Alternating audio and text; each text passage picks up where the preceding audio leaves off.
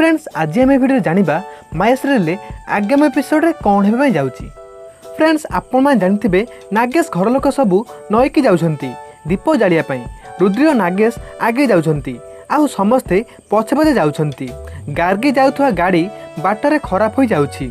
एपटे नागेश और रुद्री जाई नई पाखरे पहुँची जाऊँगी। गार्गी गाड़ी बाटर खराब होइथिबारु गार्गी नागेश को कॉल करुछंती आउ कहउछंती नागेश आम गाड़ी खराब हो जाइछि, तू आसी आमको एठू नहीं जा। नागेश सेतेबेले रुद्री को नई पाखरे छाड़ी देई समस्त को आनिया पई जाउछंती। एपटे रुद्री नई पाखु जाउछंती आउ देखुछंती राक्षस नंदू को मारुछि। सेतेबेले रुद्री नागुणी रूप रे राक्षस पाखु जाउछंती। सेतेबेले नंदू कहउछंती राक्षस तू एबे आमर किछि करि पारु नाही कारण आमे एबे दुई नागुणी होई गलु।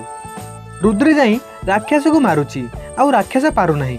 सेतेबेले राक्षस भाबुछि एबे ए नागुणी सह लड़ी किछि लाभ नाही, मते एबे ए छोट नागुणीर शिकार करियाकु हेबो। एहा कही राक्षस नंदू को नहीं उभान होई जाउछि। एहा देखि रुद्री बहुत कांदुछि आउ सेतेबेले समस्त घर लोक आसी रुद्री को देखुछंती आउ रुद्री बेहोश होई जाउछि आउ समस्त रुद्री को नहीं घर को आसुछंती। सेतेबेले राक्षस आसी पचारुछि कौन होइछि मो बहुर।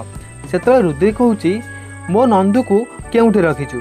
सेतेबेले राक्षस कहउछि तू जदि तो नंदू को बचाइया पे चाहूछु तेबे 24 घंटा भितरे बंचा।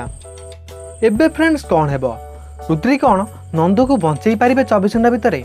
यह जानिया पई आपण माने माया सीरियल आगामी एपिसोड निश्चित देखंतु।